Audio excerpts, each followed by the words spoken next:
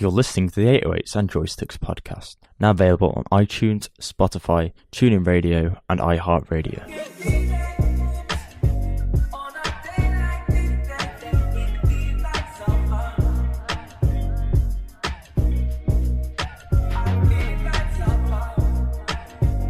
Welcome to episode 15 of 808s and Joysticks, the show that bridges the gap between games, music, seasoned with pop culture. I'm Tairell, and joining me today, as always, is Tom.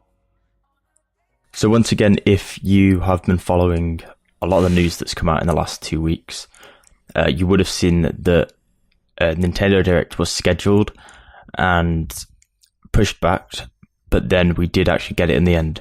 So basically, we're just gonna... We need to bring up why it was pushed back though, because it was a really sad thing because they had an earthquake. So that's the reason why. And we seen fans on Twitter and social media complaining that it was pushed back, but Japan had a massive earthquake, and I just think it's really inconsiderate that people were complaining that it was pushed back because of an earthquake. I just think it's just really horrible. And us as gamers need to that kind of behavior just shouldn't be tolerated. Why would you complain about the earthquake? It's nothing to do with Nintendo. Just want to put that out there. Yeah, it was a bit upsetting when you seen people asking for free stuff because they didn't get to watch a 40-minute I can't believe that. I remember when you sent me that, I was just like, free stuff. I was like, free games. I was like, they just had an earthquake. What the hell? Just really sometimes beyond me. But anyway, do you want to carry on with the Switch lineup?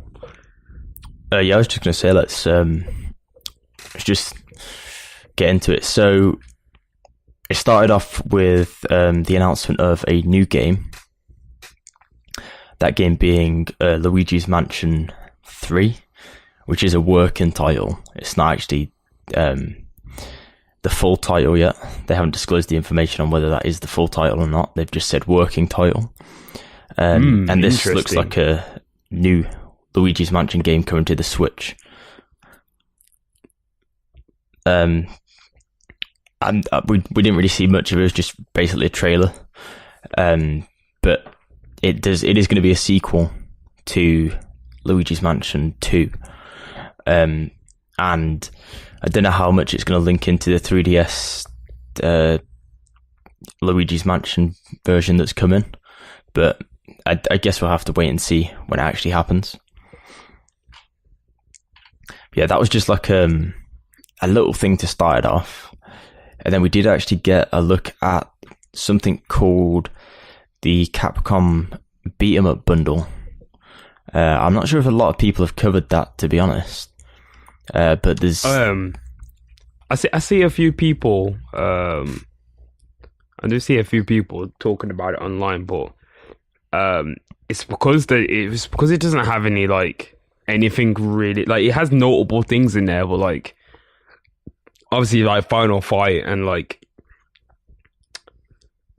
I think I only know Final Fight and Captain Commando. I don't really know King of the Dragons or Knights of the Round or Warriors of Fate or Armored Warriors or Battle Circuit. But I guess probably my uncle and maybe my dad might know what those games are. But I have no idea what those games are. Mm-hmm. Yeah, maybe that's why people aren't covering it as much, because they don't really that I say for they don't really care for those kind of games, but I'm really interested in that. It looks really fun, and I see that it offers local and online multiplayer, which is really cool. That was never a thing back then, was it? To play those kind of games online, so that's a really nice feature to include. Yeah, and I think it's I think this is the selling point of these games now. Obviously they announced their online service during this direct as well, and that does revolve a lot around classic NES games having online functionality now and co-op and online multiplayer. And this Capcom Beat 'em Up bundle also includes, like you've just said, local online multiplayer, which means there's co-op or just normal multiplayer. And it means that, like, you could pick up a game for, I don't know, I'm going to guess it's roughly going to be about £20 to £30, but you get 7 games, and then you can play online with your friends, and it's like that retro feel as well. Yeah, exactly. Like, imagine, like, you're now able to just, like, call up your friend or message them or text them or whatever, and it's like, oh, I just want to hop on and play, like, Final Fight together. Like, yeah, like, no more going around your friend's house. I know that's, like, the allure of it as well, like, you're missing out, but, you know, now everyone doesn't really have, like, time. You can just play it on the go. You just hop online and be like, oh, I've got a quick 20 minutes of my work break, let's go and play, like, Final Fight or whatever. Like, it's a really, really cool feature for these, like, smaller, like old games that don't necessarily, you don't need to, like, you know, it's not like Call of Duty where, like, you probably need to really focus. It's more fun. It's just a beat 'em up. So I think that's really, really cool that they've tried to incorporate modern features that have become popularized into older games. Like, this is the kind of innovation that we like to see. Well done, Nintendo. I haven't bashed you yet.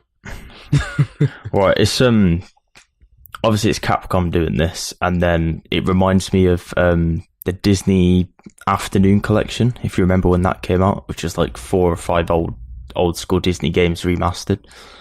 When was this? This was possibly last year or the year before. So it was like DuckTales and oh yeah, Chip and Dale and Darkwing Duck. Yeah, I remember the DuckTales one. Was that the remastered one?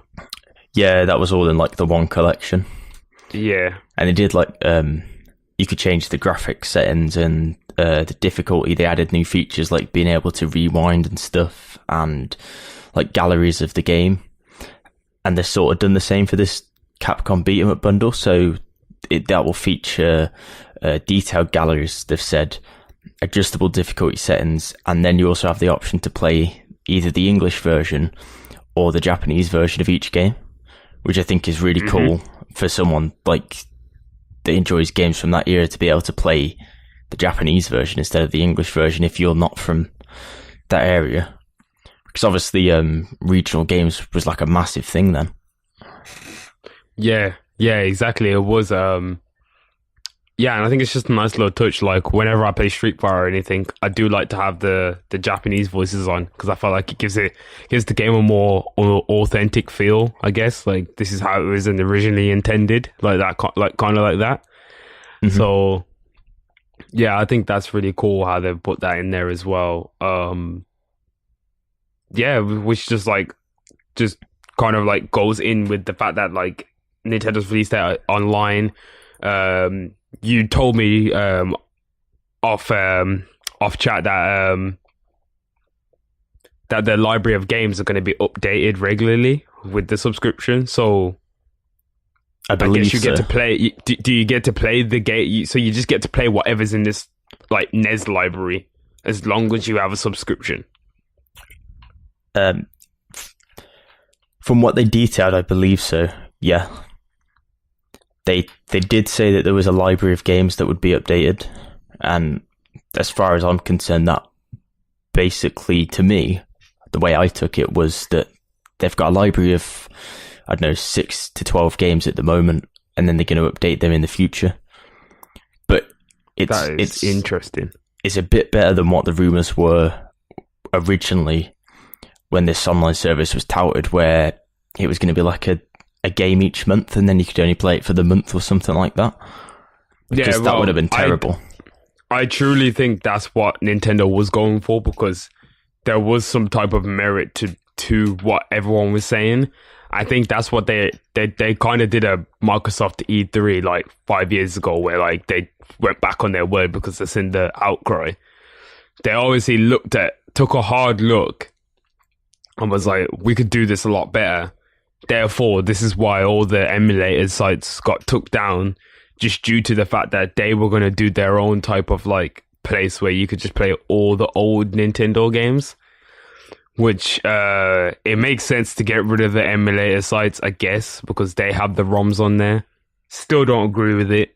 We're off that now because we spoke about it like for like 3 shows, so there's no point.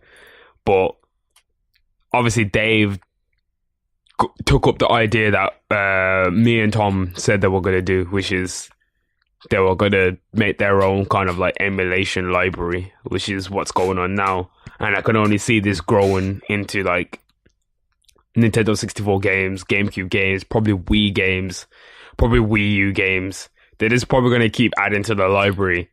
And if the subscription, which what's the prices on this, Tom, per month?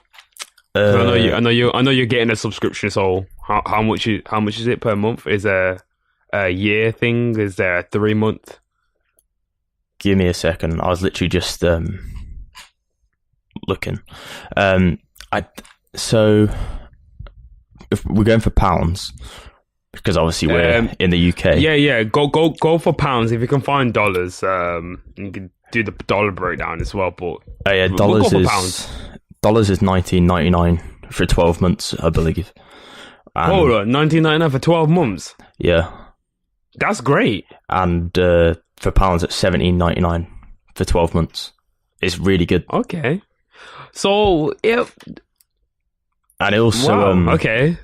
If you hang on a minute, because I'm just on the website now, and they've got the launch lineup of the NES games. So this is the launch lineup of the NES games that are coming. If you pay $17.99 for 12 months, so you get to play Double Dragon, Ghosts and Goblins, Dr. Mario, Super Mario Brothers, Legend of Zelda, Yoshi, Super Mario Brothers 3, Ice Climber, Donkey Kong, Baseball, River City Ransom, Balloon Fight, basically, and a few more. But I think in total there's around, 18 games there. I think there's more than $17.99's worth anyway. So yeah, that is like, say for example, you was to go out, buy a NES, buy the cartridges, you would have spent a fortune. But I also feel like, is this fair on the people who bought the NES minis? I mean, yeah. Like, I guess it is, because the NES minis didn't offer online play, which is the selling point. Sort of. Yeah, that's what I'm saying though. I was like, is it fair on NES Mini owners though? Because those were like touted as like the only way you're ever going to be able to officially play NES games again, all in one place. But now Nintendo have done it on their online subscription. Is it? Do you think it's really fair? Do you think the NES Minis and the SNES Minis are going to go down in value now? No, I think they'll still stay there. I think the reason they kept the prices because obviously they're hardware and they have the games pre-installed on there already, and you get a lot more games than what you would get with this service. And it's just a one-time thing. It's not like a subscription. So if you wanted to carry on playing these games for more than a year, you'd have to pay again. Whereas with the NES Mini, once you've got it, you've got it. And it's like a collector's item in a way as well. Yeah, a lot of people do like having it for the nostalgia reasons. Whereas some people might just want to play the games on their Switch device and with their friends. Yeah, or you can allegedly go and get an emulator, allegedly, and download some alleged ROMs. If you don't have the money. Just saying allegedly. Don't condone that. We're not condoning anything. I just said allegedly. Allegedly, you can do that. Yeah, I think it's interesting that the launch lineup contains Double Dragon, Donkey Kong, Ghosts and Goblins, Super Mario Brothers 3, and then the actual original Legend of Zelda game on the NES. Like, that was a pretty good lineup for me. 20 games available at launch, more titles added regularly, $17.99. I would go as far to say it's possibly the best online service for value offered at the moment. Whoa. This time out now. No one's tested the online yet. We don't know how it plays. I just mean, we don't know. For value for the 12 months, it is pretty decent. For value, it is good, but what's the service saying though? You know what I'm saying? Like, yeah, you can have those games. Those are just NES games at the end of the day. You gotta think to yourself, oh, yeah, they're NES games. You can complete them within like 20 minutes. Like, they're not long. So, like, especially when like Sony and Microsoft are giving like away like full blown like games like that, like take like hours to complete. Do you know what I'm saying? Like, when you think about it, like, yeah, the value is there and it's really good, but you gotta think to yourself, so many of those games have probably already been played by like the people who own Switches. So, like, value, yeah, it's good. It is good. It really is good for the money. Like, how many like of these games that you get, but like, Nintendo probably could have gave them away for free, and there would have like nothing would have been to it as well. So let's maybe start like focusing more on like the more obscure games, like, you know, some of the ones that you can't get anymore, like the GameCube games and stuff like that. Like, hopefully they start to give away those kind of games. But $17.99 is not bad. It really isn't bad for what it is. Let's just hope that like the online service is quite good, like strong.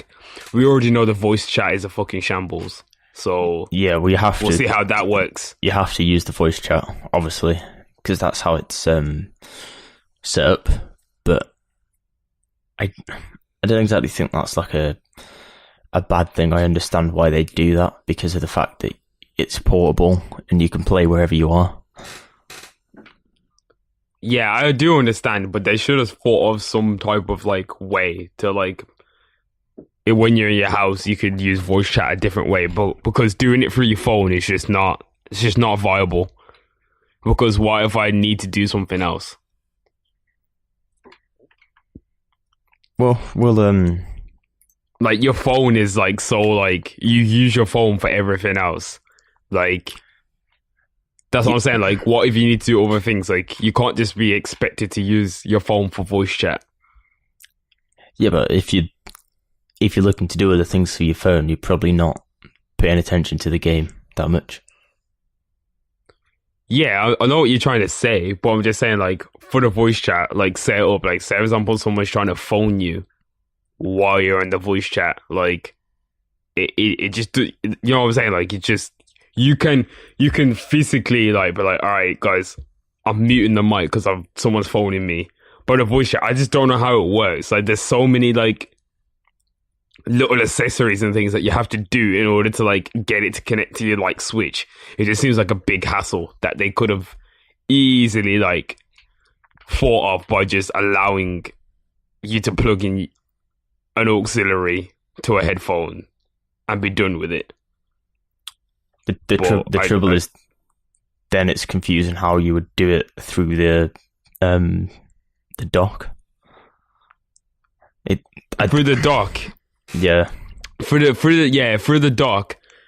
That can get a little bit confusing, because I don't know how that would work either, because they don't have PlayStation 4 or Xbox controllers. So the only way I can think of that is just when it's docked, you're gonna have to have a Bluetooth like headset or something. But then not everyone has a Bluetooth has the headset, capability to use a Bluetooth headset, whereas the majority of people, if you've got a Nintendo Switch, the likelihood is that you would have a smartphone that is capable of using the voice chat app. So I think that's where they sort of went with it. But what if you're on Android and they stop updating the app? What happens? What do you mean? Like, what if, say, for example, you've got a software of Android that doesn't support that the Google store is not being supported anymore. It's gone ahead of because that's what happens sometimes on Android phones. Like, the software gets too high and your phone don't support the new software. What if the new app supports the new software, stops working on your phone? Then what happens? Do you have to go and buy a new phone? Well, yeah, at that point, probably. But I mean, they're sort of, it is preventable on their end, but at the same time, it isn't. Like it's like half and half in it. Like they could prevent it by using a better system, but it's hard to think of a system that would focus on using the controller in all ways possible whilst also having that apart from Bluetooth, which again is a lot less likely for people to have than a smartphone that supports the app. And you know, if people have got the app, the Switch, then the likelihood is they'll have a phone that possibly supports voice chat. And if you're in the minority that aren't, then it's unfortunate. But I mean, there's not just one person to blame at that point. Like Android should look at, Google should look at stuff to do with their app store and supporting stuff past a certain thing, and Nintendo should look at supporting in other ways. That's true. That is true. I don't know, like maybe Nintendo, like they could probably do what Epic did and just release their own like download, like their own application on their website rather than going through the Google Play Store.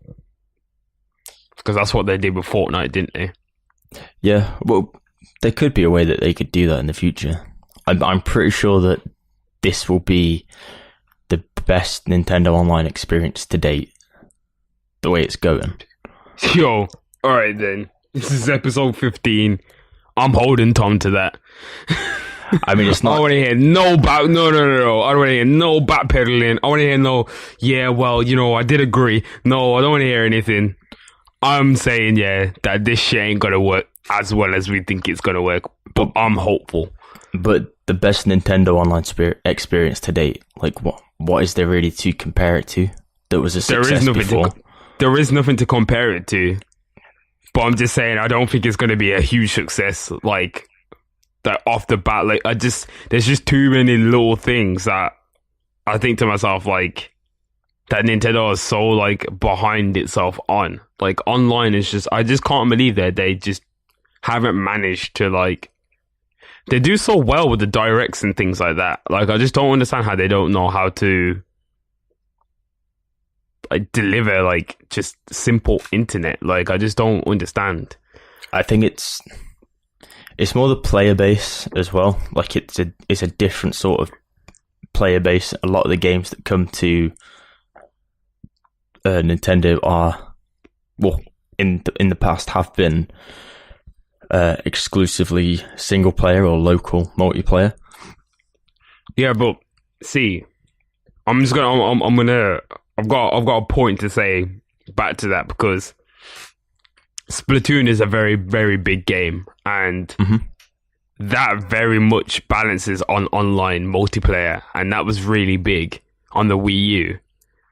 So I don't think you can really say it's the player base, because there's so many people that have Nintendo Switches and that are Nintendo fans that love Splatoon, and that's the only way that they play the game is online with people. So I can't really see that being like a point for it, for doing it this way.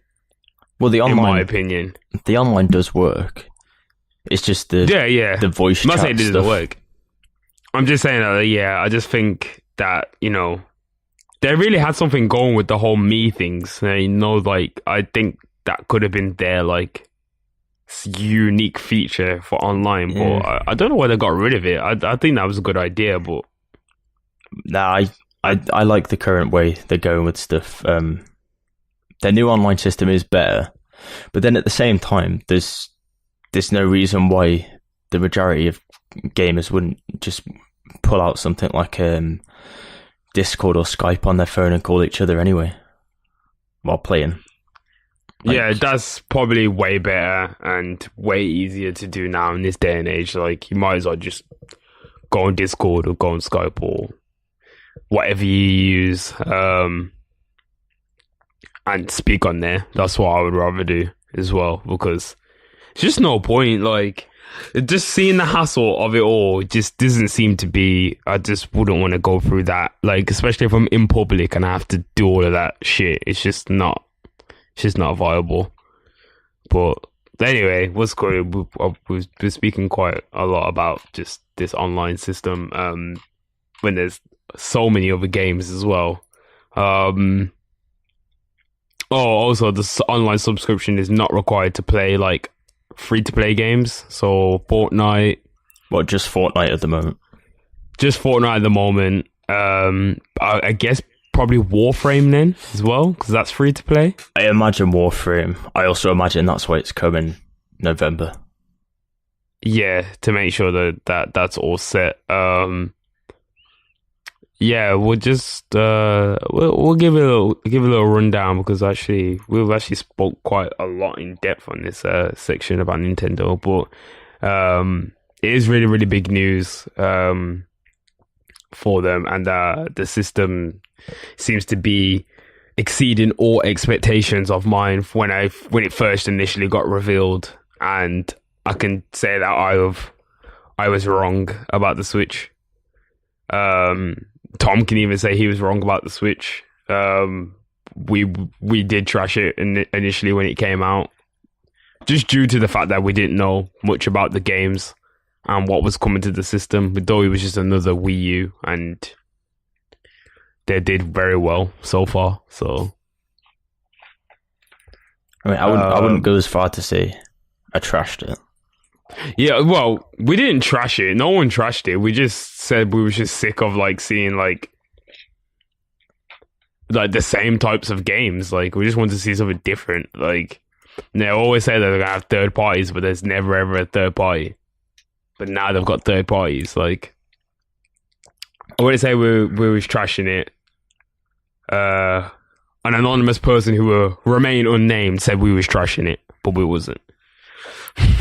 Yeah, my original thoughts were that it was overpriced, and I'd wait for it to drop down in price, because I didn't see a lot of games coming to the console at launch, and for the price that you're paying for the console, for what it is. But when it was like released, it was, I mean, there were just like $350 in the region, and then you've got to get games on top of that and storage. You're looking for like $450, $500 for the whole complete package, and it wasn't worth it at that point for me.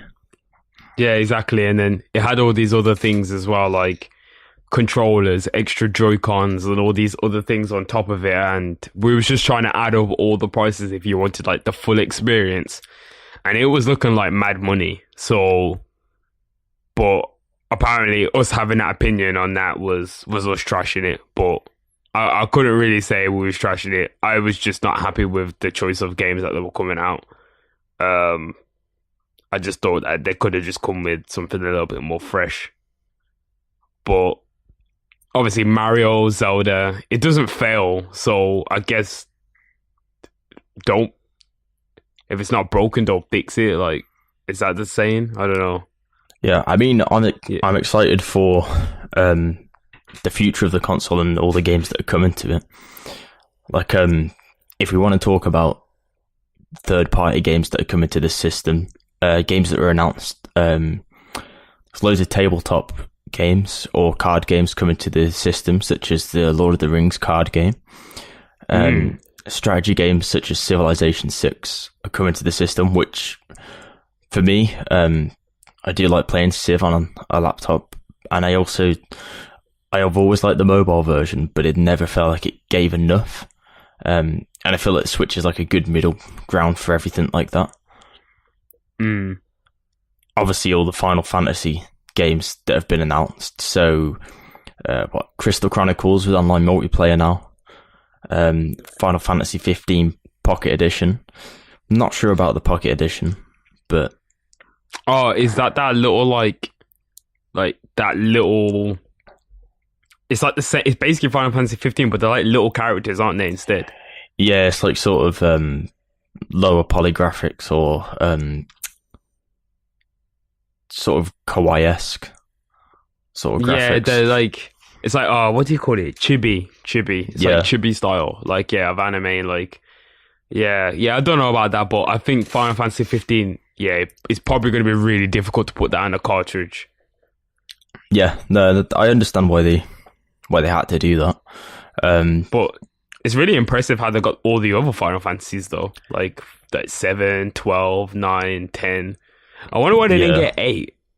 Like, why miss out 8? That's what I'm sort of thinking. Like, and 11. I think they've just picked certain games. I think there might be more coming in the future. Yeah, I know that 7 and 10 and 12 are really popular titles. I don't know about 9. To be fair, I can't remember 9. I do think 10. I'm not sure if 10 or 11 is coming. I'm not sure. These are just the ones I picked up on. But obviously, they've also got the Chocobo's Dungeon game coming, which is like a fresh new take on like a dungeon crawler for the Switch in a way. It's a little bit like is this a brand new game? No, it has been out before, but it's nice having a game like that on the Switch in a way, especially from like a different universe to Pokemon or something, where we've had like Pokemon Dungeon before or things like Zelda. But now it's something different. It's like a really beloved franchise, but another take on it that's on a Nintendo system. Chocobo's Dungeon looks hard. I'm just looking at it now. Yeah, and then World of Final Fantasy Maxima as well, which is again like a chibi style game, but you can change into characters throughout the whole franchise. So I think it covers. I'm not sure, but I think this will cover from the 1st to 15 character-wise, all in like one game, which is pretty cool. Yeah, Maxima is it's an upgrade that's coming to the Switch, Xbox One, PS4, and PC. Mm-hmm. So that's really cool. I'm just taking a look at Maxima as well. Yeah, and then there's things like new games come in that are announced. So, not underestimating how big of a thing it is to have all those Final Fantasy games coming to a Nintendo portable system. But also, Game Freak it basically was announced. We got a small trailer with a bit of gameplay. Game Freak are working on a new RPG titled Town. And it looks interesting. I'm not sure what the premise of the game is, but it looks like it could be like a test for some sort of thing. But it's basically like a turn-based RPG where you're protecting a town against monsters. And it looks pretty cool. If you imagine sort of like, I didn't want to say Earthbound, but like a 3D Earthbound in a way, crossed with Pokemon. It looks sort of esque of that. I did think like I did see like this has definitely got some Earthbound vibes to it. Like, but also, what do you think this means, Tom, for like Pokemon, the other Pokemon game? Now that they're working on this as well, do you think it's done? Do you think it's delayed? Do you think it's not coming? Like, no, Nintendo never announced Pokemon games until closer to the time. Especially with one right around the corner. Yeah, but that's what I'm saying. Like, do you think it's because we thought the Pokemon game is probably going to get announced this direct, didn't it? But that wasn't the case. But do you think like Pokemon is going to come out next year still, because this Town game is slated to come out next year as well? I think it'll still come out next year.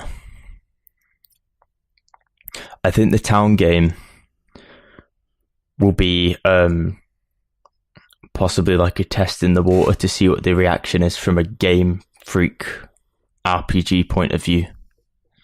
Like, let's release this unknown franchise that's new, and if people like it, cool, we can make games based on that franchise, but also we can maybe try and experiment in Pokemon in that sort of direction as well.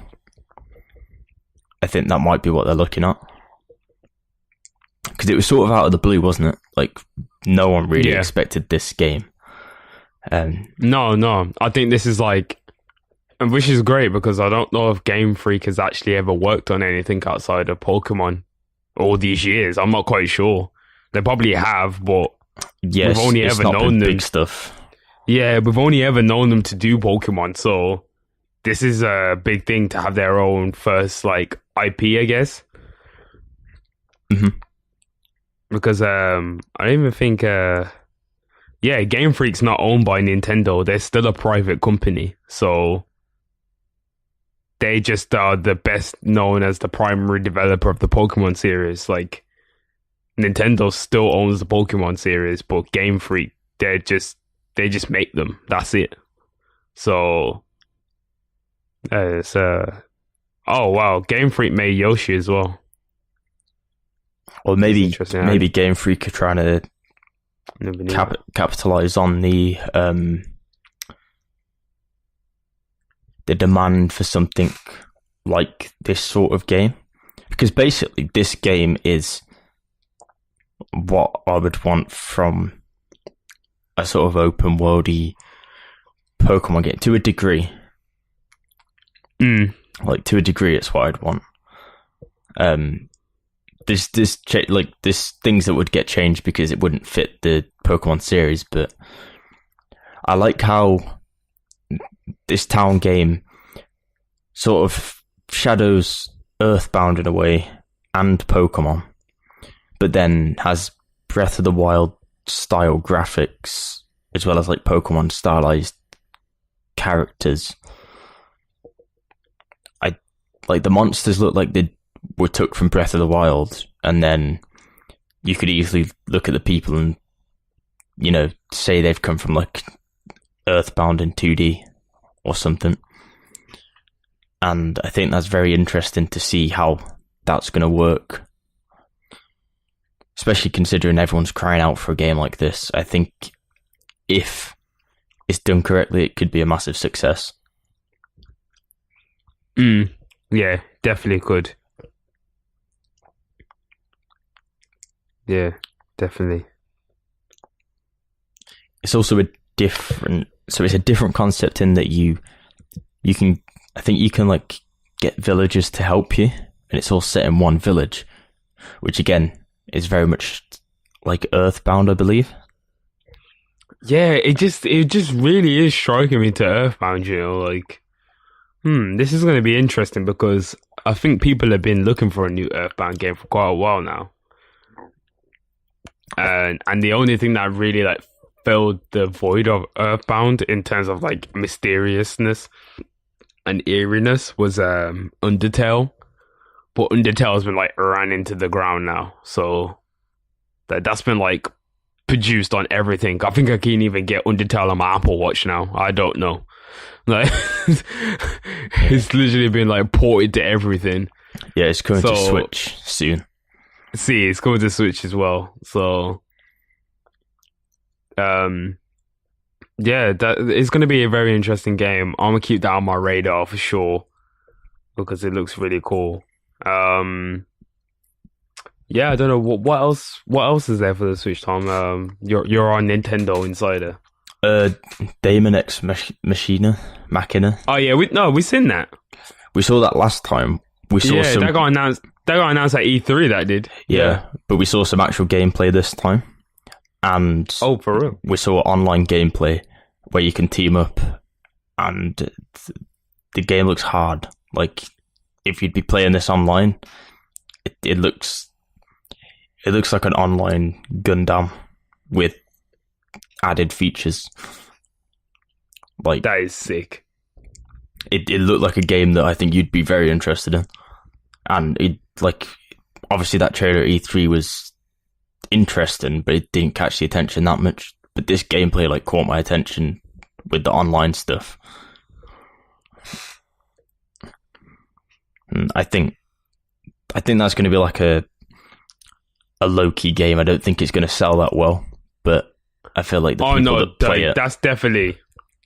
That game is definitely made for the Japanese audience. Yeah. Like, I'm surprised it's even getting a Western release. Like, because that's something that usually is just... They just keep it in Japan because no one will really play it here. But I really like the Gundam games. My uncle's got a few of the Japanese ones. They're fighting games, like 1v1s. If it's anything as close to that, which I think it is it kind of like that? Like you can fight each other, like, or is it like we're fighting enemies together? Like, no, it's sort of like co-op based from what I saw. Okay. If you imagine sort of, I can't say that. You imagine something like Anthem without the story elements, or Monster Hunter, but with Gundam, is what it looked like. Monster Hunter with Gundam. That makes a lot more sense now. Okay. So it's like Gundam fighting big, massive machines. Yeah. Which probably doesn't make much sense, but... it makes sense. It makes sense. That's really cool. Yeah, I have to look at that a little bit more as well, because I do like those like fighting Gundam games. So hopefully, if it's a mashup between that and Monster Hunter, that's really cool. Star Fox has got exclusive missions on Starlink, and Wolf was announced as well. Was it Wolf or Falco? Well, I think all of them are in it. All of them in it now. God damn. That's cool. Yeah, so Wolf is it Wolf? Yeah, I think Wolf is definitely in it. And Falco is also in it as like helping you co-pilot, as well as Slippy Toad and can't remember the rabbit's name, but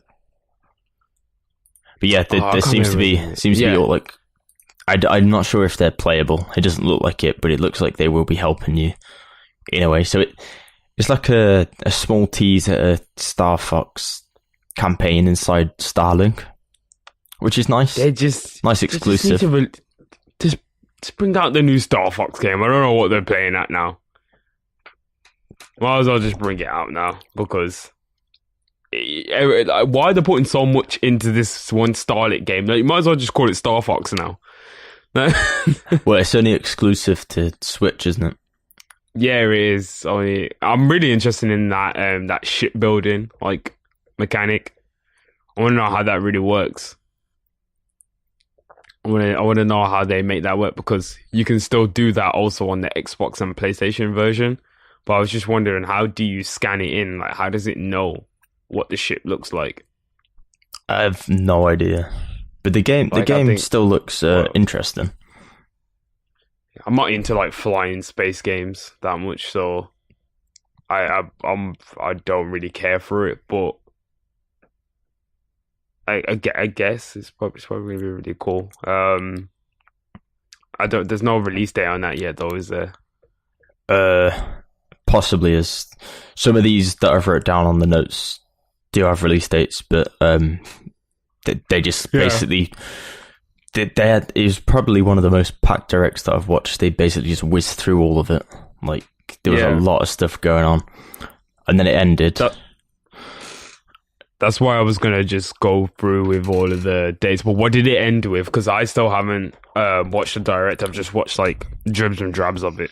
Yeah, so the direct ends, and then we get Animal Crossing come up on the screen with Isabel, and then it's announced that she's going to be in Smash Brothers, and then it cuts off, and then you think like that's their announcement at the end, but then it cuts back to Tom Nook, and then they announced that Animal Crossing is coming to Switch in 2019.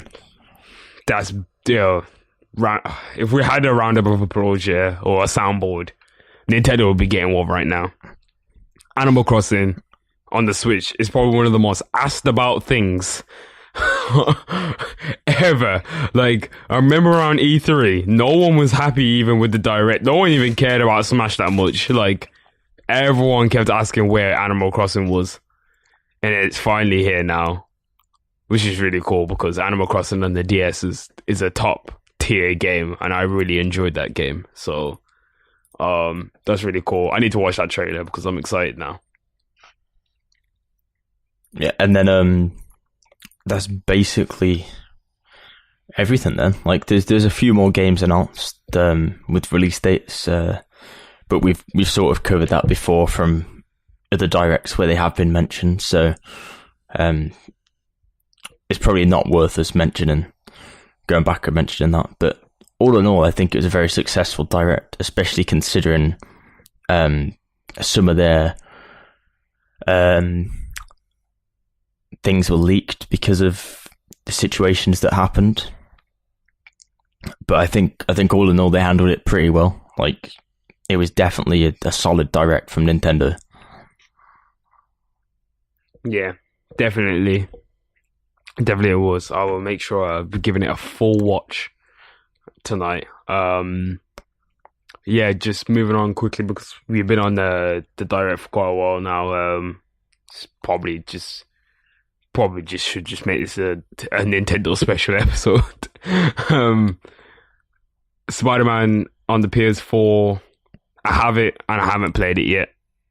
So you've not played it yet? Nah, I haven't. I don't have any internet. I can't. There's a day one patch. I can't even go onto my PlayStation because it won't allow me to sign into PSN. Nice. I know. I tried to do hotspot as well and just didn't even work. So I just thought, fuck it. I had to play it in about 2 days' time. Yeah, the game's solid. I think I'm 20% of the way through. Wait, I didn't know you had Spider-Man. Yeah. Oh, no way. Yeah, what's called it? Did you buy it digitally or disc? Yeah, I got it digitally. The web swinging is like it's hard to get used to. And then is it super realistic? Is it like physics based? Like I don't think it's not as physics based as Spider-Man 2, but it is physics based still. But once you get used to it, it's extremely satisfying. The combat's incredibly good as well, and you can approach stuff stealthily or go like full out. All the suits, the different combinations of stuff you can get with the suits and the gadgets, all add like a different aspect of how you can play the game. And then they announced like a few days ago that they're going to get a new game plus mode as well with an update.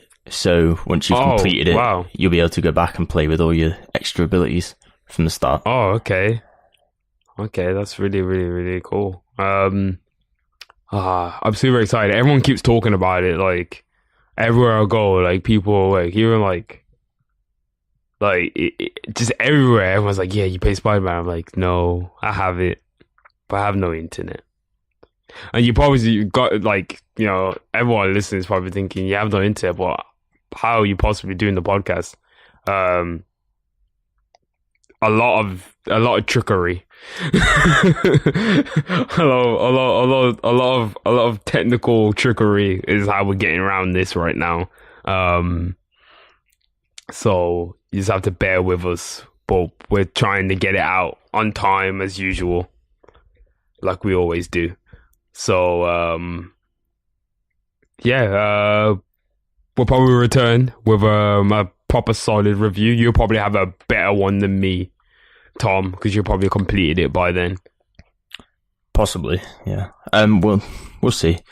The story is solid, though. I think if anyone is interested in the game and hasn't got it yet, then it's definitely worth the amount of money to go pay for it and just pick it up, play the story. It's extremely satisfying because it feels like a Marvel movie, and it's like the start of the Marvel game universe now, and that is a very exciting concept if the games are going to be as solid as this. The start of the Marvel's games universe. Yo, that's going to be so hard now that I've thought about it. Like, oh, wow. Imagine, but where's Square Enix and their Avengers game? Well, I feel like, so the director has spoke about the future of the game franchise and the Marvel universe, I think, in game, and it does sort of lend itself to games in the future. So they tried to split the game universe up from the movie universe. Oh, okay. So they can do a couple of different things then, I guess. Yeah, but things like Avengers Towers and Spider-Man, that you'll have like the story makes sense. Little bit of a spoiler, but Stan Lee makes a cameo. So, oh come on now, it's fucking Stan Lee. Of course he's gonna be in it. But yeah, that's when it sort of made sense that this is going to be like the start of a new universe, but in a different format. I find that really exciting. Yeah, well,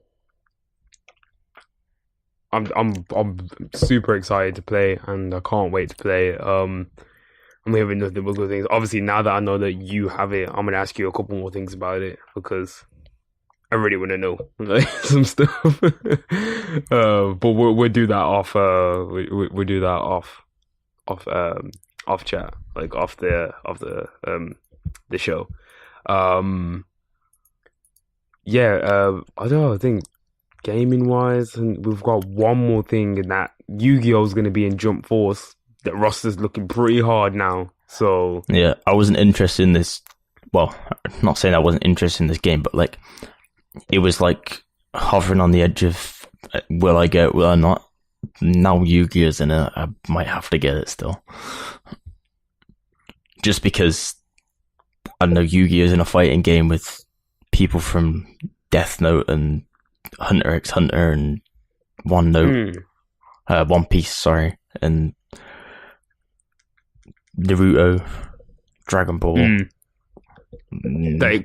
Like I'm about to say, come on now, you're telling me Yu-Gi-Oh is not gonna bring out the Cars of Exodia and like obliterate the entire battlefield?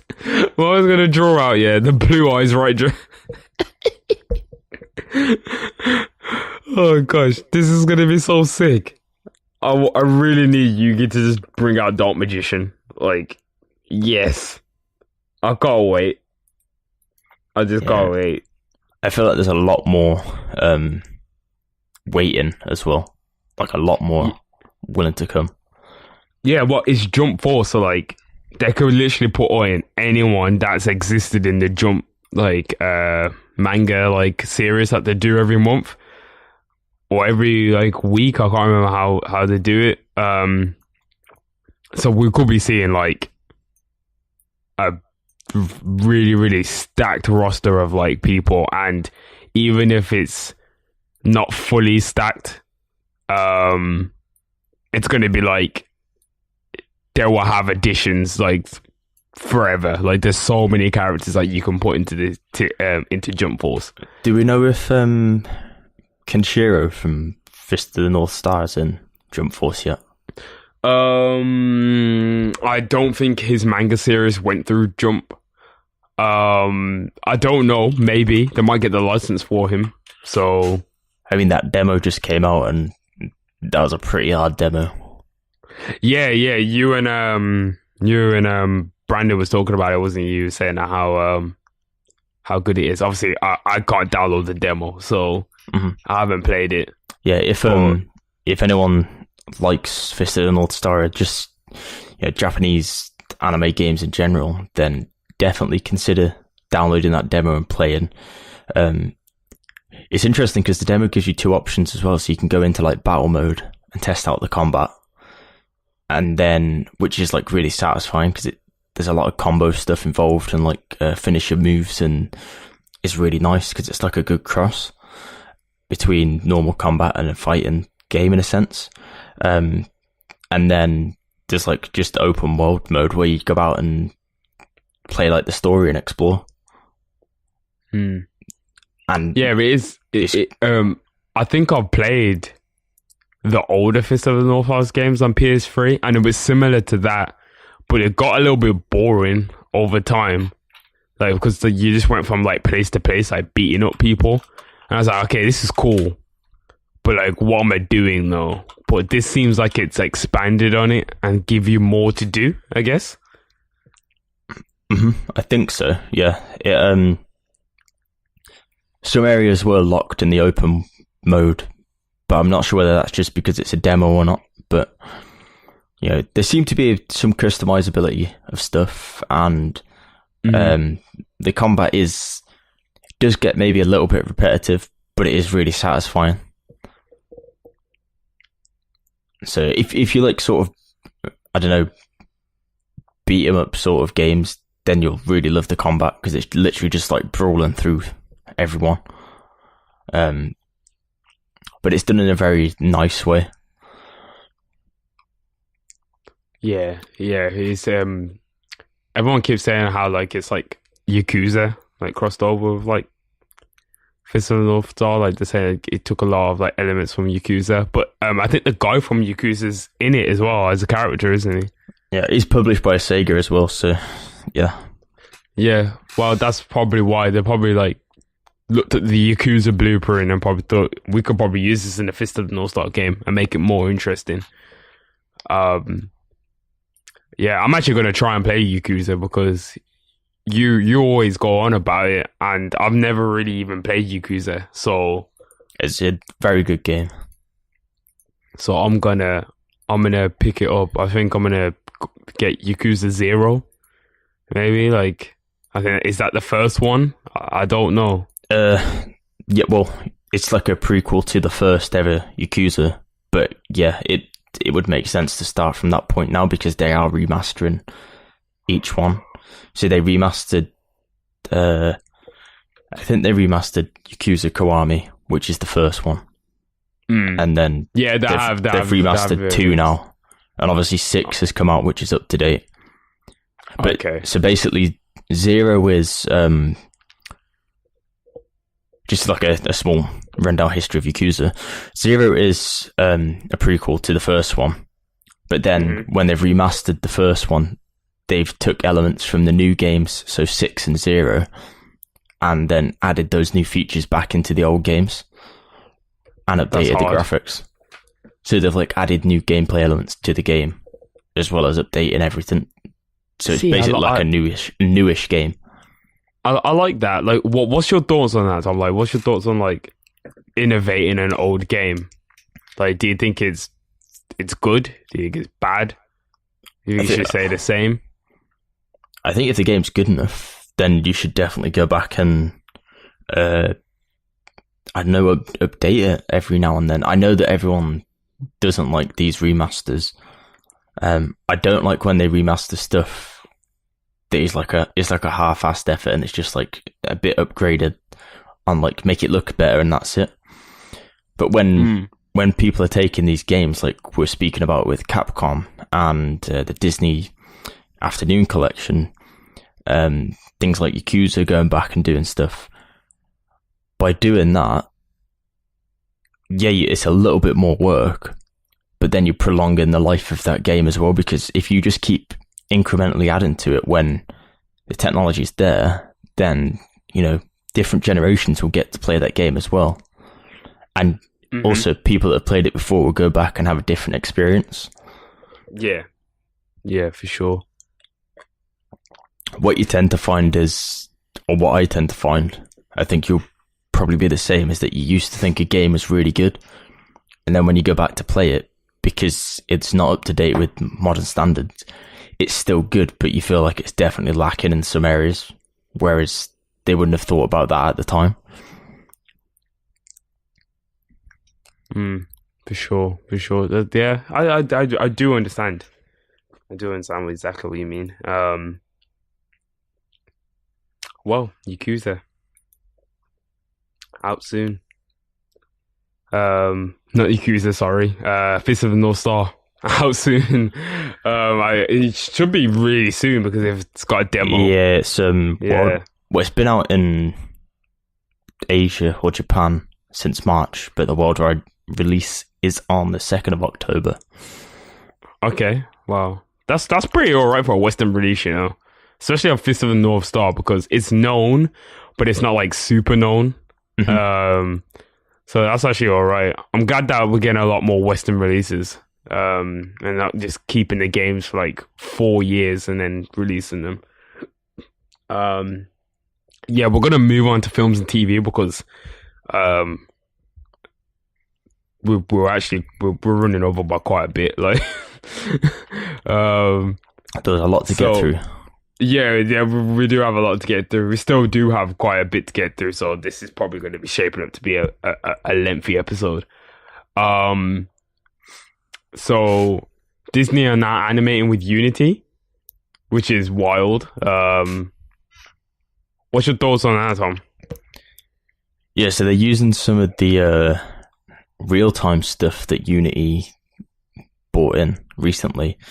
They announced in like August, I think, that they were going to be doing some stuff with Unity and collaborating on a short series based on Big Hero 6. There's like a small trailer sort of thing that was released today. Not today, a few days ago. And, you know, it's interesting, but I can't really tell. So it's hard to explain. Like it's normal cartoon animation, like 2D animation, and then they put like a cartridge in, and it cuts to like 3D animation, as in like what you would see in a Pixar film. But apparently, this is all done using Unity's real time stuff. So if it is, it looks incredibly good. Basically what it meant was that by using so this is a quote from the director, who says, working in Unity is like having every department at your fingertips. It revolutionizes the production process. Oh, damn, I was going to take that quote as well. Oh, my bad. It's cool. We think alike in it, so. But yeah, basically it meant that they the real-time renderer meant that they could halve the time, allowing them to spend the other half like experimenting on stuff. I know from doing some video stuff in the past that rendering does take a lot of time. And if you can real-time render and basically just, you know, get it to work there and then that could definitely save a lot of time. Yeah. And I mean, if Disney are doing this, it could mean that other people start doing this. And I know Nickelodeon are planning to do a series based in a game engine as well. And it's sort of nice to see the two things colliding in a way. Well, remember, do you remember ages ago when it was still Star Wars, what was it called? 1313? Mm-hmm.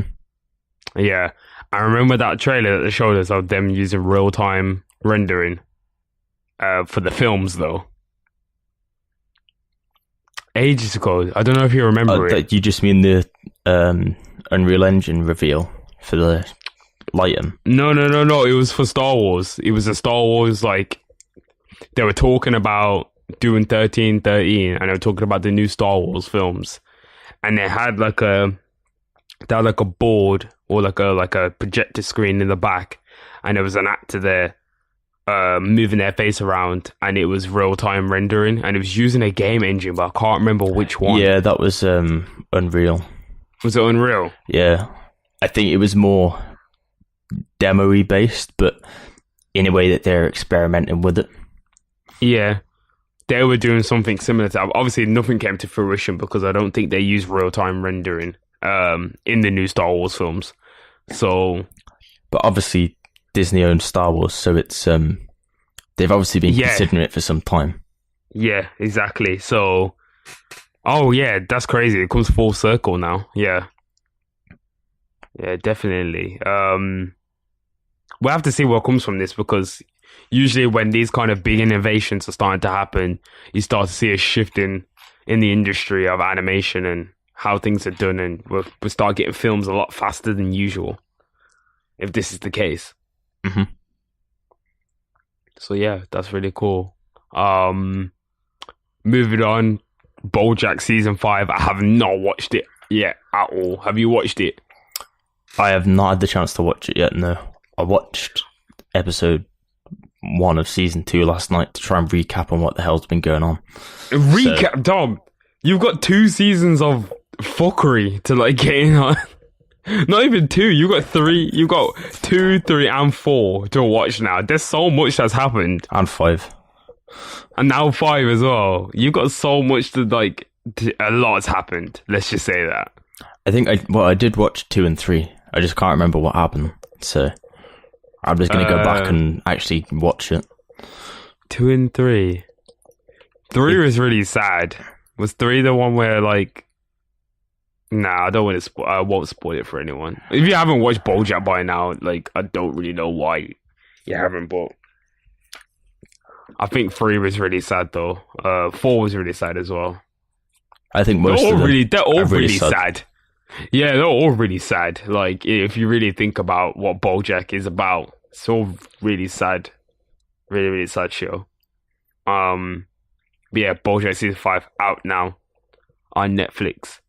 Go watch that. I don't know how I feel about this, but Henry Cavill is Geralt in the Witcher series, and he's no longer Superman now. Say no longer Superman. Like it hasn't really been confirmed. His agent has said that the cape's just in the closet for the time being or something. But it basically, like, Warner Brothers have come out and said that his schedule is too busy at the moment. So, and the next Superman standalone movie isn't coming for years. So, it's all a bit confusing. Well, we already know it's a shambles over there at the DC, like, film. I don't know, whoever's dealing with everything over there, it's not great. So I'm not expecting any Superman to be coming anytime soon. They're too busy making like 8 Joker films for some reason. I just don't know what that's even about. Like, I can't believe they've got 2 separate Jokers concurrently out at the same time. How does that make sense? It's going to confuse people. Mm-hmm. What I don't get is the origin story for Joaquin Phoenix, where he's just the director posted a photo of him looking dressed up like the Joker without the makeup earlier. I don't get how they're having 2 concurrent Jokers. One of them was an origin story, but the Joker is about 30 years older in the origin story. Yeah, exactly. Like, that Joker looks so, like, Joaquin Phoenix looks so old in that photo. I was thinking to myself, like, what Joker was this old? I don't remember him being this old. I mean, I feel like this film is going to be the best Joker film out of the 2. But probably. I'm not sure what they're doing with this. Like, if they're going to full reboot, then it seems confusing to do it while they're still releasing the other stuff. Well, the other Joker film doesn't come out in the same year, I don't think. This comes out next year in October, doesn't it? It's like a year away. This comes out next year. The other Joker film comes out, I think, maybe 2020. There's a confusion schedule going on right now at Warner Brothers for those films, because Suicide Squad 2 is supposed to be coming out in 2020. Something called like Gotham City Sirens or whatever, which I think is like Harley Quinn's like team or whatever, like that's coming out in 2021. Harley Quinn's getting her own film,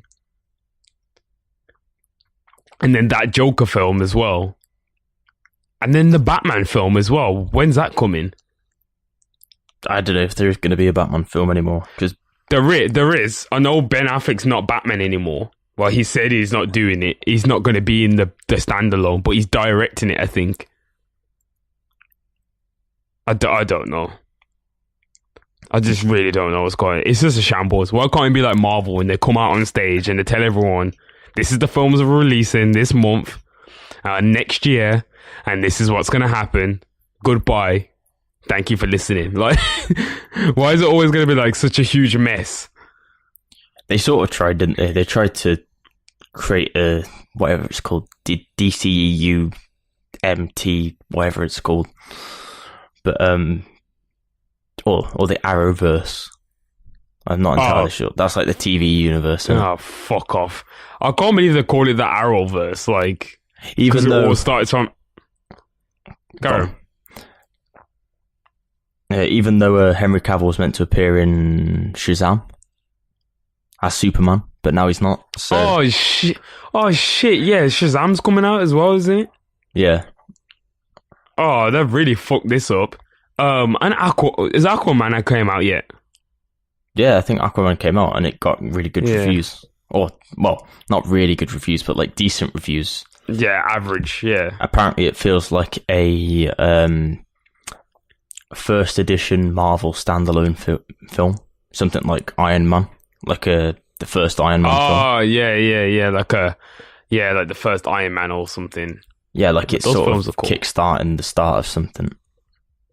The thing is, this is what they've done, right? But they're going to have to reboot this whole thing again now because Aquaman was in Suicide Squad 2, I think. No, Suicide Squad 2 is not out yet. Yeah, but this is the thing, by casting all these characters such as Wonder Woman and Aquaman and things, and then letting Superman and Batman change, they're going to have to restart everything again. Otherwise, it's going to cause so much confusion. It was going to cause continuity errors anyway, so... I just don't understand how Marvel have got it right for 10 years and DC still haven't got their act together. It's because DC is hard to translate onto screen. That's the only thing I can think of now. Their characters are just too hard to translate onto screen. Like, they've just never done like a really great. Like, the old Batman films are probably like the only thing that I can think is notable, and the old Superman films. Mm-hmm. The old Superman films, just based off the fact that they were just as cheesy as the comics were. Like, that's it. Like, that's the reason why it worked back then. And then the old Batman films, and I'm not even talking about old, I'm talking like the Prince Batman, you know, the one where Prince's soundtrack was like the 1980s Batman. Like Batman and Robin, all them ones there, like those ones are really cool. And obviously you've got like Batman Begins, Dark Knight Rises, all of them. Batman Returns. So do you think that, for example, DC takes itself too seriously to try and make a universe out of it? Yeah, I would say that's probably the right thing to say. That they do take themselves very seriously, and because their characters, I guess, maybe are a little bit more serious. I'd say DC is a little bit more. Well, the way they're trying to portray it on screen is being a lot more mature than Marvel. Yeah, a lot more with which is wrong because, like, it's a comic book at the end of the day. You need to have fun with it. Like, not everyone is so stone-faced and cold. Like they need to learn from X-Men and, like, films like that have, like, serious characters like Wolverine in there, but you manage to play it off. Like, that's what I'm saying. Like, they could have had such a great, good dynamic. Like, the Flash is, like, supposed to be like the class clown out of everyone, and he just doesn't come off that way. Do you know what I'm saying? Like, he just doesn't. I just think it is really also confusing how they've got two Flashes. So they've got the Flash in the DC universe, and then they've got the Flash in the TV universe. Do they have two Supermans as well? I don't think so. Basically, I think they're trying to run before they can walk. I think they've tried to set this plan up to have like a crossover of some sort, but not played it out very well. Because obviously Supergirl is on TV right now, but I remember watching it and Superman was in it. The Supergirl origin story is their next thing they're focusing on, apparently, for the movies. For film? Yeah. But it's got a fucking TV series? What's the point? I think they're trying to do it separately, but obviously it's not my working. God, this is just fucking stupid. This is just stupid. She's not even in the Justice League, so what's the point of doing? What's the point of giving her own film? Like, why don't I give Cyborg a film or the Flash a film? Like, you're gonna give Supergirl a film? Makes no sense. I know. I think if they're to make it work, I think they have to dull down on the seriousness and the grittiness that they're trying to portray with the film. So I think Aquaman is like a very good example of that. Aquaman, slightly serious as a superhero, but is goofy as fuck because he's an underwater mermaid guy. Like, Aquaman is quite serious because obviously he's the king of the underworld, like the sea and whatever. But he's a bit of a joker as well. So I think that's like, that's how they should take the movies. Wonder Woman was received very well as well. I liked Wonder Woman. That film was good. It's a good film. But then I don't think it makes sense when they're trying to do like Batman versus Superman in the same shit, and just do what Marvel did. Start with, I don't know, maybe some origin stories or just simple introductions to the characters and then put them all together. They've tried to rush sort of putting everyone into one movie at once to make loads of money, and it didn't work. Yeah. And that's as well, like, about Wonder Woman, those films too are just Wonder Woman reminiscing on her past times. That's all it is. Like, sorry if anyone hasn't watched Wonder Woman by now, but the last Wonder Woman was her recounting to herself about how she became Wonder Woman. And then the new one is about herself in 1980. Whatever. It's called Wonder Woman 1980. Mm-hmm. So, yet again, we're not going to see anything from the modern era. Probably a couple scenes, but it's going to be her again recounting back to like the 80s. There's no progression for the story. Like, where's the progression of Wonder Woman's story? Like, of her being in the Justice League? Why are we seeing like past like missions and films and stuff? Like, you're doing 2 origin stories for her now. Why are you doing it in 2 sections? It just don't make sense. Yeah, I think they so Wonder Woman should be treated like the Captain America in like origin stories in a way. Like, I feel that's where that would make more sense, but I still think like the movies were good, but they don't seem to capitalize on making it all come together into one thing, and they're trying to rush all of that, and it just doesn't work. Yeah, it just doesn't. It doesn't work. It translates really weird onto screen, and no, just doesn't work very well at all. Just DC, get your shit together. That's what I've got to say about that. So I understand why the Dark Knight trilogies, that Gotham trilogy worked really well, but I don't think you could fit that into a universe. I think that was good on its own. No, you can do that for Batman because Batman is that way. Okay, so maybe like in a Gotham universe, like a Gotham movie universe, that would make sense. Yeah, but that's the thing though. Like Gotham, the TV series, totally separate from the Arrowverse or whatever the fuck they're calling it. Like, totally separate. Way cool. Got its own fandom, and everyone loves it. So like, they took its time. It's got 4 seasons. I think they're on the last season now, and Bruce Wayne is now turning into Batman. Like, that's good to me. Like, I don't really see why we need to have all these origin films for all these separate characters, where like you've basically done the origins like over 5 times on TV now.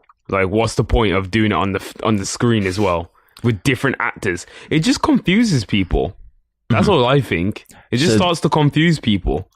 So a good example of this is I watched Spider-Man Homecoming again the other week. And it was a great example of how to introduce an already well-known character into a movie universe where there's already been several movies made about them. Like, everyone knows Spider-Man got bit by a spider. Everyone knows Uncle Ben died. Like, that doesn't need to be covered. It just jumps straight into the fact that this is Spider-Man, and, you know, here he is doing this. That's the film sorted there. Like, he's just trying to prove himself. Yeah. And it's like a different take on the origin story. But then, you know, everyone knows that Batman's parents got killed, and he's an orphan, and he has a butler. Like, it doesn't need to be said over and over and over again. Exactly. Yet for some reason, they recount it in every single film. I don't really know why. And the same thing with Superman. We get it. Superman comes from fucking Krypton. We know he comes from Krypton. We know he came from a meteor. We know Zod is after him. Like, we know all of this info. Why are we still starting with Superman landing in a farm? Why are we doing that again? It just doesn't need to be said. I guess we're being a little bit ignorant because obviously little kids don't know the origin of Superman, maybe, or Batman or whatever. But like, damn, like. I mean, I think it can be covered within the first 2 or 3 minutes of a movie, not like the first 20 minutes. Yeah, like, I'm just starting to get a little bit irritated by it all, like the whole Superman thing at the beginning, like, that Superman film, Man of Steel, it's the biggest part of shit I've ever watched in my life. It was so boring. Like, there was no fighting until the end, and it was non-stop fighting at the end. Like, you don't need to have non-stop fighting at the end to make up for all of the fight scenes that you didn't put in the film, because it's so boring. And it's just Superman, or, well, Clark Kent and fucking Lois Lane kissing each other. I don't want to see that shit. Boring. Really boring. You know, fuck it anyway, we're off that. Just, we'll talk about DC. We said we was going to have a proper talk about DC. We did say this, where we need to discuss the DC universe and what, like, about it and what they should do, because there's so much more to be said. Which we will. I think we could definitely make that happen. Now that we're gonna have our setups are all back together for the foreseeable future. I don't know. Do you want to cover the rest of some of these films and TV, because we're looming. There's only time. There's only one thing that's really sort of noticeable. Well, there's a few things. Obviously, Predator came out this week. We haven't watched it. We'll cover that at a later time. The other thing is HBO are co-producing several new series and are distributing the series they're co-producing as well, which the BBC has rights for in the UK, which is a series called His Dark Materials, which is based off the trilogy of Philip Pullman fantasy novels of the same name. Those are the novels that include things like The Amber Spyglass, Northern Lights. If you're not familiar with the books, you might know of... is that Golden Compass? Yeah, I was just going to say, if you're not familiar with the books, you might know the film that came out in 2006, Golden Compass. Had a game, actually, with it as well that was on the Wii that I played. That was a pretty good game. But yeah, sort of not related, but HBO also then have announced recently things like a Damon Lindelof adaptation of Watchmen coming to the network, and 5 potential Game of Thrones spin-off shows that they are looking into as well as also greenlighting the Deadwood movie that's been in development for a very long time. So, things to look forward to if you're interested in things like that.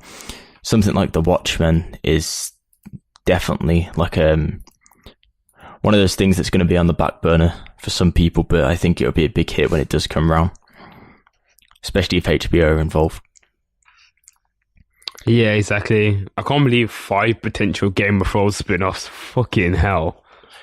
Well, I think they were just pitching like 5. But they were just throwing like paint at a wall, like just hoping like yeah, we've got some spin-offs. Like they literally need to do that because people just love that series so much. They'll watch anything in that universe. Yeah, I'd like something in that universe again. I feel they've done enough with the main thing now, and I'm sort of glad it's ending because they are, in a way, I don't know how to say it, but like sort of drowning it. I feel like they're trying to make it last for as long as possible at this point, and that's good, but I think it's risking on possibly overstaying its welcome. But I think like this being the last series is obviously good because it's not going to go on for too long, and you know that the series is going to be good, hopefully. And then it means they can focus on building up the universe and having spin-offs. I think that's a good thing to have these universes now rather than just carry on the same thing for an eternity. Yeah, exactly. You're having the Game of Thrones TV universe, which is really cool. Everyone's trying to have their own little universe now, aren't they? Yeah, but I think it's possibly the best thing for like the medium of games and television shows that are, popular or have a sort of cult following, you could say, in a way. As soon as you build up a fan base that is dedicated like that, then the universe is probably the best way to go. The other thing is it doesn't starve your fans of content, but it doesn't saturate the original content that you already have. Yeah, because this is like, say for example, you treat the spin-offs and the other shows as like supplementary material. Mm-hmm. Like just a little something to keep you on the side, and then you got the main material that you can like really like digest. It's a really cool thing. It's something that Star Wars tried to do with the story movies. Yeah, they did. Yeah, because they weren't necessarily affecting the main episode. No. So, which is still good. I still think they're really good. Like, haven't watched Solo yet. Still, I don't know what I'm doing. I should have really went and watched it in the cinema. I don't know what we were doing, to be honest. The trouble is, though, it's more. If you're a diehard fan that loves that universe, then you're probably going to get more out of that. For a casual watcher, it doesn't offer that much. But I think that's fine because you pick and choose what you want to watch. Yeah, exactly. You can watch whatever you like, innit? That's what I'm saying. Some people might not even necessarily even like. I know for a fact some fans don't like Han Solo, so they won't go and watch that film. So it's all preference. Literally, it's all down to preference. So that was really it for films and TV. We've got a couple of topics that we didn't get around to, like Predator, American Horror Story Season 8, Aaron Paul in Westworld, but we will get onto that on the next show. We won't forget. Music. We're just gonna quickly, but kind of not quickly, just discuss what's been going on in music lately. It's been a bit of a hard time for the hip hop community, especially, and the industry as a whole. Um, Matt Miller sadly passed away. I feel really bad not even knowing what the day was. Do you know what day was, Tom? Was it I think he passed away on the 7th. I think it was 7th. I think it was the 14th. No, it was been the 7th. Yeah. It's the 7th of September. Yeah. Mm-hmm. Yeah. So he passed on the 7th of September. Which is 10 days ago now. Like, I can't even believe it. Really sad, super sad, and we were really, really big fans of Matt Miller.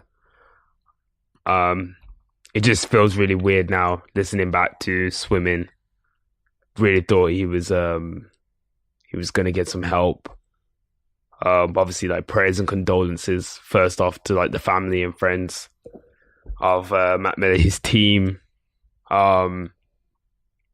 I can't even imagine like what they would even like feel like, because he's so young and taken so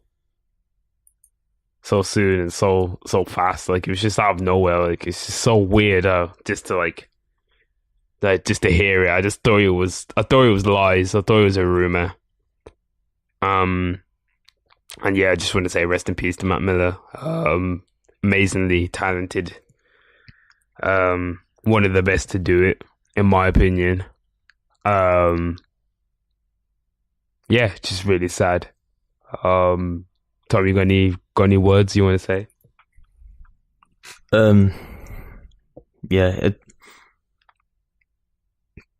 it's quite emotional to talk about it, to be honest, because he was obviously very loved, and like you just touched on, we were both like very big fans of him and following him for a long time, and he's only a few years older than we are. Yeah, that's really important to note as well. He's so young. Like, I didn't notice how young Matt Miller was until he passed. And the sadder thing is his album that just came out in August, Swimming, which we covered, sort of simplified him. You know, it's meant to be he even says on the album, I was drowning, now I'm swimming, to say that like he was drowning in his emotions and how he's sort of getting used to it and feeling a bit better and being able to get on with stuff. Obviously we knew that like his personal life, he had some issues and, you know, things affected him in a certain way, and he wasn't dealing with that as well. But he seemed to be on the up in a way, and he seemed to be very excited to go on tour in a matter of weeks or even days. And obviously just, I mean, he was either enjoying himself or there was other reasons behind whatever happened. No one knows the true cause, but it's just really sad to see that after such a solid album and such a young age that he's not here anymore. Like, in such a short time in his life, he's done so much for that industry. Yeah. And he's possibly one of the most beloved artists of this generation, you could say. You know, a lot of people really connected with him. Like, even people that don't listen to his music on the regular or his newer stuff or even hip hop in general, a lot of people listen to him, and he's really sort of made an impact on a lot of people. It's just like, just felt like, obviously, never ever would I ever compare Matt Miller to what's his face, Triple X Tentacion. I've never compared the two, but it was just like when that happened and people were like really upset. Obviously, like, I was like, rest in peace, because nobody ever deserves to get shot, no matter what happened to him, whatever he's done. He doesn't need to get shot. There's too many people getting shot in America, especially young black men, and he got shot. So there was nothing that doesn't need to happen to anyone. Like, I don't ever want death to become against a person who's dealing with their own demons, you know what I'm saying? And when Matt Miller died, I was just like, this is what it must have felt like when he died, like, for someone who was really important to them. Because I felt like Matt Miller really helped me, like, in times, like, I would even go as far as to say, like, me and Tom have been talking about it off air. Like, we was talking about how his music and how he was shaped the way how we were. Like, we wouldn't know where we would be or how we would be as people without Matt Miller's music. Like, character building is very important when you're in college, and I think music plays a big part into building your character. Like, I know it's a weird thing to say, but you pick a lot up from, like, the type of music you listen to. So yeah, really, really big respect to Matt Miller. Because, yeah, I dare even say we might not even be doing the podcast without someone like that, who constantly pushed forward and, you know, made it okay to just be yourself and express yourself. Yeah, it's just, the news is still crazy. It's still crazy. Yeah, this episode is dedicated to Matt Miller. Definitely, for sure. Mm-hmm. For sure. Yeah, with that even being said as well, Tom, you got any last words or anything like that? Just sort of want to, like, cover what you covered as well. That, you know, he did a lot for a lot of people. He's probably one of the nicest people. No one had, like, a bad thing to say about him. That's true. And it's a shame. Like, I really enjoyed, like, all of his music. I enjoyed the fact that he was getting more creative, and I know Pharrell told him that he could sing a few years ago, and he didn't believe him. And Pharrell was really proud of the fact that he started singing on some of his recent music, and it's upsetting that we can't see where that's going to go, because I think he would have gone down. Well, I mean, he is going to go down as being someone that changed the way people look at the industry in general anyway. But, you know, he could have created so much more music that would connect to so many different types of people. And unfortunately, that's never going to happen. But I just want to say, like, respect go out to his family. I don't know how they're dealing with everything that's happening. Exactly. Like, I don't know how they're doing it either. I don't know. And I just want to say a thank you to Mac Miller himself for everything that he gave to people, and, like, me and you as well. Like, yeah, it's formed a part of how, you know, we bonded in a way, and how our friendship began, and how this podcast has begun, because of listening to his music and talking about his music and his relation to culture and being creative in different ways. And that really sort of helped us flourish as creatives in a way, and have the confidence to do what we want to do. And I don't think people appreciate that as much until you realize, like, someone like that really helped you to make that change and do something. For sure. Yeah, definitely. And yeah, it's just wild. Also, I think it's really disgusting that people are trying to blame Ariana Grande. It's not her fault. I don't think people should say things like that. he was in a dark place, and whatever's happened has happened. You can't blame anyone for whatever's happened. It's just, let's just all just, just send love and condolences to the family and the friends. Like, we don't need to focus on anything. We don't need to start blaming anyone for anyone's death. That's just not a fair thing to do in this time, especially when people are grieving. So, just go ahead. Yeah, Ariana Grande has, come out and said her respects and how she feels now as well, and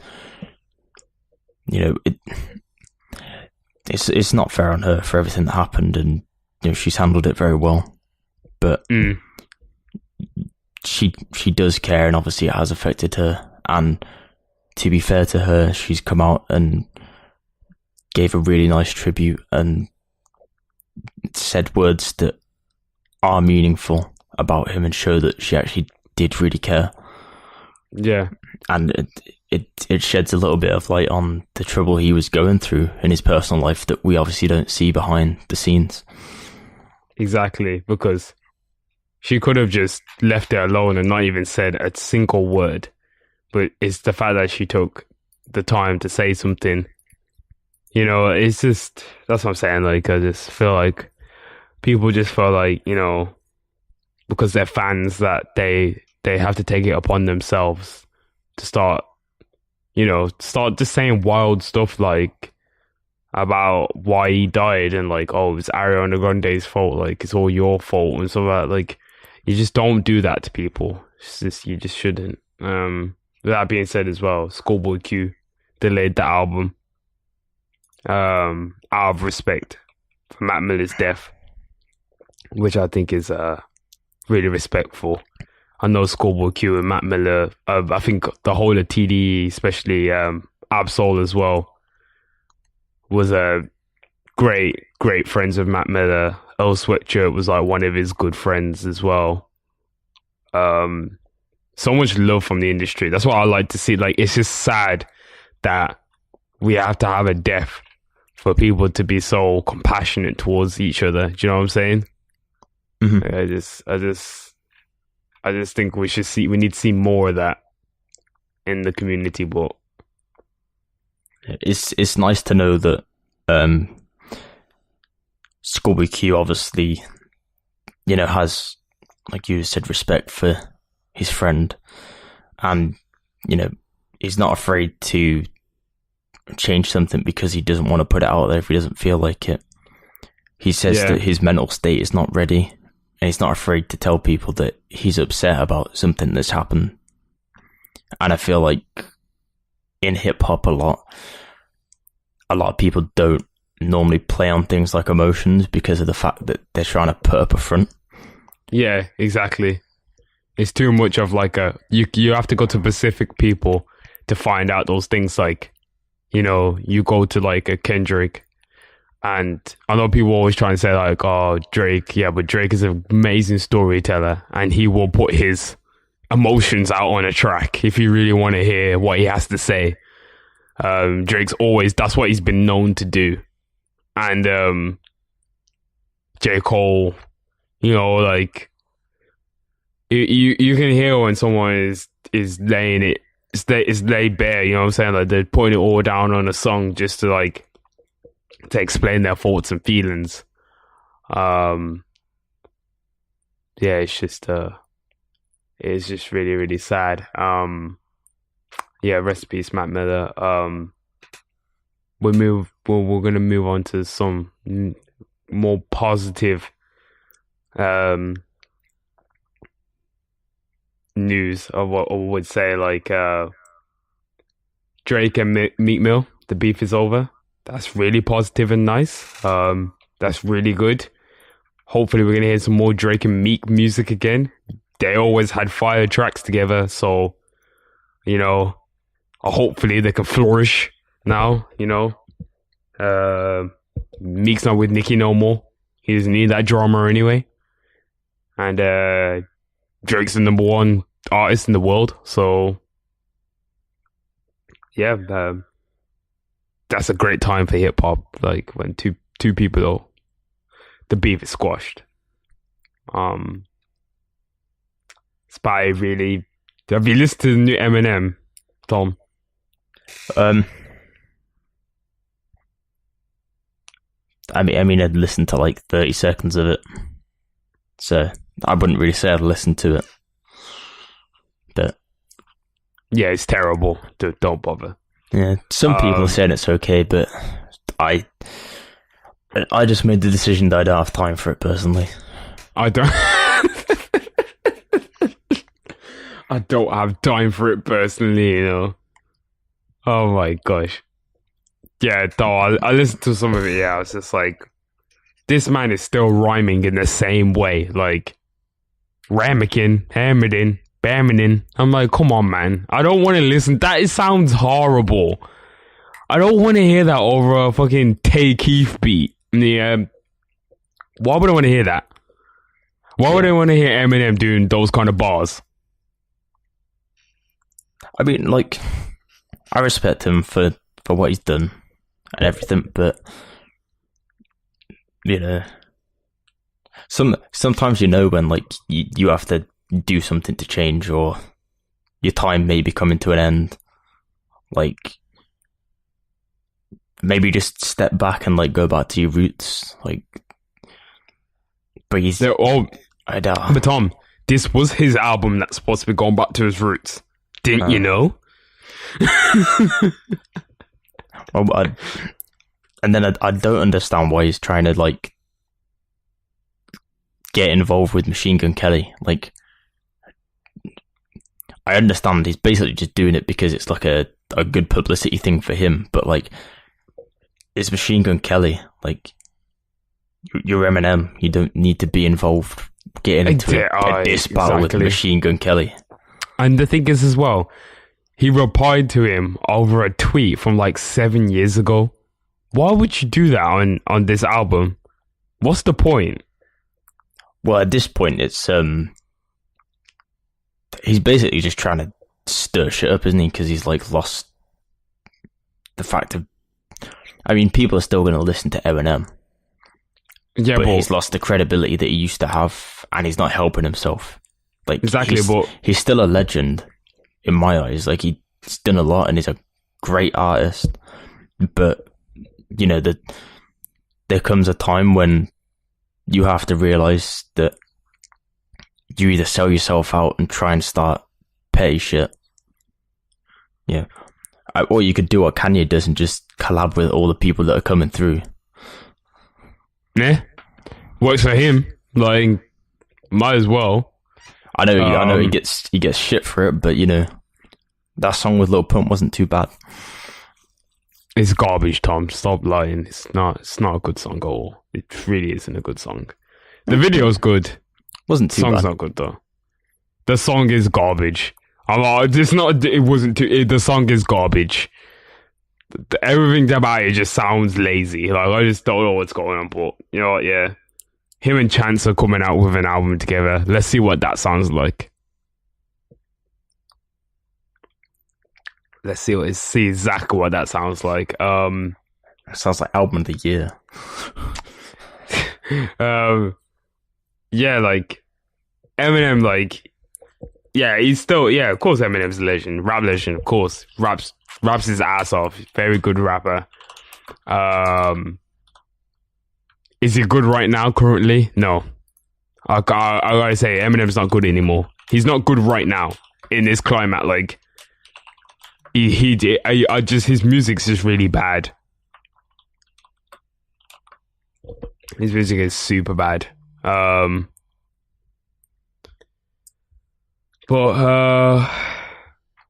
that's about it, really. There's some other things, but we will get around to doing it. Like, obviously, this one was really, we focused a lot on the Nintendo Direct because there was so much to unpack. We will focus a lot more on the music and the films and TV in the next show. Kanye said, "Watch the Throne 2." I'm thinking no Jay-Z. It could be 6ix9ine. I will not be listening. What? Yeah, there's rumors going around that it could be 6ix9ine who's doing the Watch the Throne 2 with. I'm hearing it's not Jay-Z. I don't think it's Jay-Z that he's going to do Watch the Throne 2 with. If it is Jay-Z, I'll be really surprised. Well, Jay-Z has not confirmed anything. Exactly. Which is why I'm thinking it's not Jay-Z. Either that or Jay-Z has not agreed to it. And Kanye is just putting it out there, like, so it exists one day. Yeah. For now, is Watch the Throne. Forget it. Completely ruined that joke. Well, that was episode 50.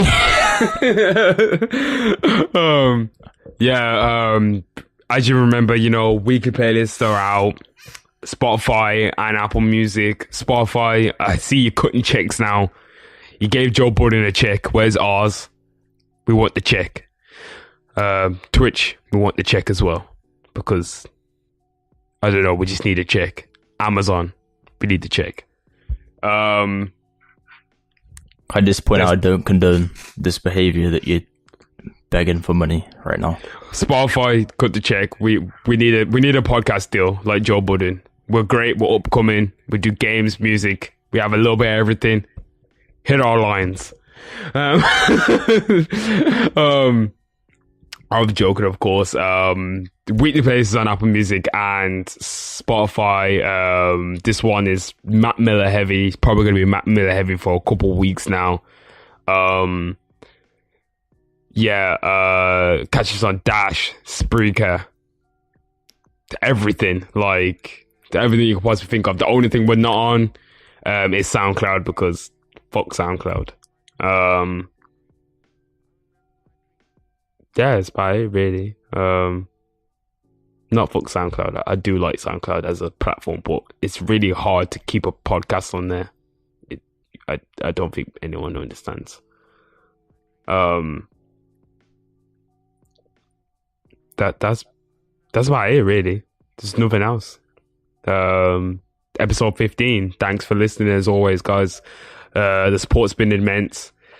The numbers are great right now. We're having a great time. Tom, you got anything else to say before we go? Yeah, watch the phone. Alright, episode 15, because Tom's fucking up.